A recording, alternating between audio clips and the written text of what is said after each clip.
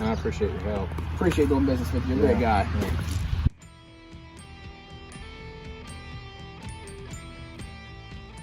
I'm sitting here in our NCGA entry, 5982, and I was just looking. We have accumulated about 3.7 inches of rain since we planted this the second time this year.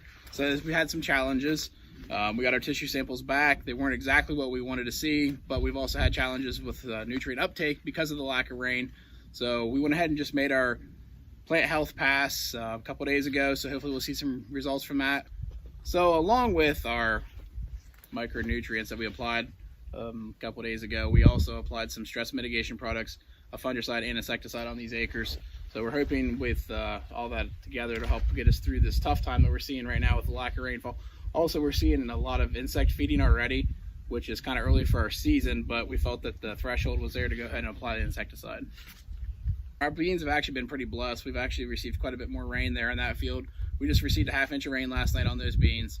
They're looking at early pod set right now, so we're getting ready to start our second application of a stress mitigation product along with more micronutrients. We just got our tissue samples back for those also, so we'll go ahead and follow those and see what those recommendations are. And then we'll put a second shot of fungicide and insecticide on those beans now. So I want to give you an update today on kind of what the beans look like. These were planted June 1. Last episode we talked about them being late planted and what our management practices were going forward. I want to give you an update today. They're starting to flower. We're starting to see some. We like to see them flowering, before now, but Mother Nature was winning that battle on us. But we're out here. They look good. A couple of things we got going on. We got a planter spacing demo as well. We planted this part of the field in 15-inch rows. We planted this part of the field with a drill just to see what the yield difference was between those two. So the beans are doing okay. We've made our first post pass with the micros and a few biologicals we used. ZMB and Ascend SL. Also, we used a product from Verdesian called Crop Plus. The other thing that I think is really cool here on this side, we also have a planting depth demo that we're going to dig into later this year, kind of dig some roots and see where we're at as far as was it a good idea to shallow them, was it a good idea to keep them deep. So that'll be one good thing for us to talk about too there. So to give you an update on our corn is doing very well right now. I just got to wrap my head around the fact that it's late. We made our post pass this week with Veltima fungicide and our micronutrients that we needed based off of our tissue sample. And our tissue sample, I think, looks very, very good. It kind of tells the story of what we expected to see. All of our main nutrients are in check with where we would expect them. Our micros are just a tick off, and that's to be expected with our zinc and boron complexes that we have.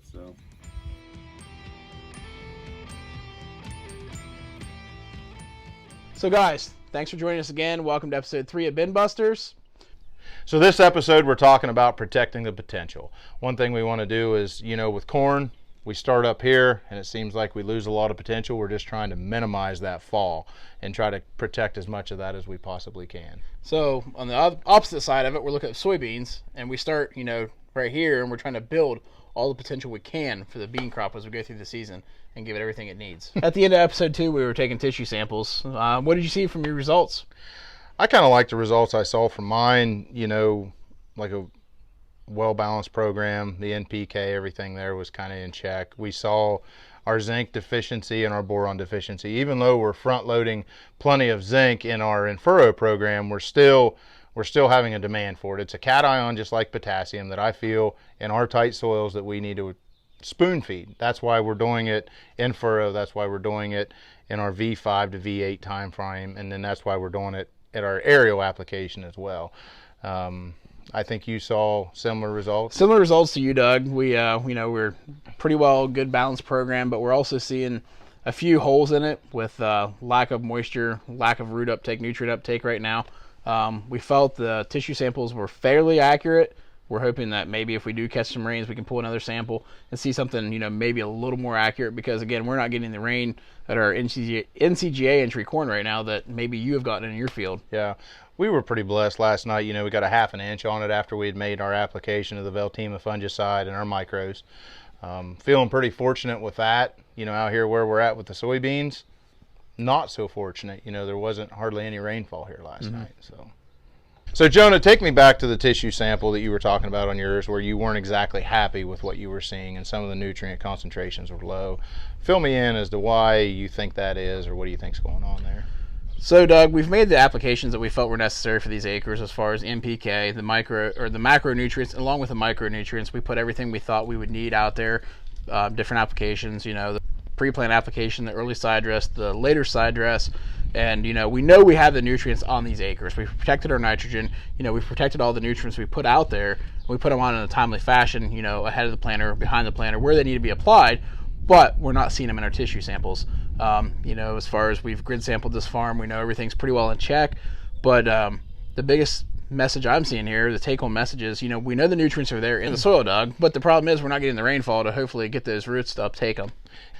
Back to your comment about the water and the potassium, that's a really cool part that you bring up there, because one of the things we're seeing now with the limited rainfall we got is these soils that are showing the drought stress. Well, the corn plants that are showing the drought stress more is in the K deficient soils, the lighter K based soils, because potassium gets into the corn plant through water. So it has to uptake a tremendous amount of water just to get the amount of K demand that it needs.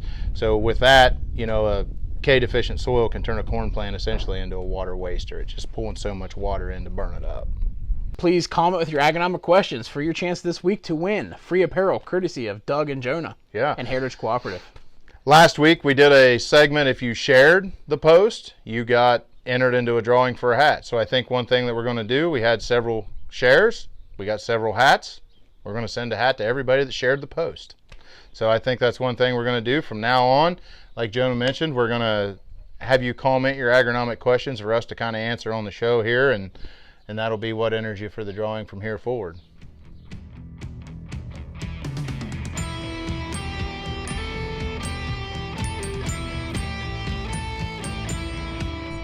So the first one I did welcome, the second one you did welcome. Do you want to keep doing it? You want to alternate, or do you want to do it together? Oh my gosh. Welcome to BinBusters, episode 3. That's how you did the last one, and it sounded like you didn't want to be there. Yeah. Welcome to BinBusters!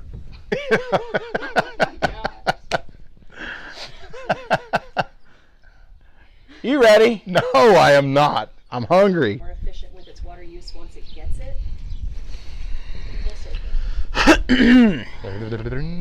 So potassium. So potassium.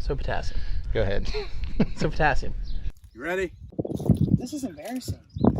Please remove the Heritage Cooperative from your shirt. I don't really know. Is that what you want us to do? Man is like, just you two shut up and get this talk. shit done.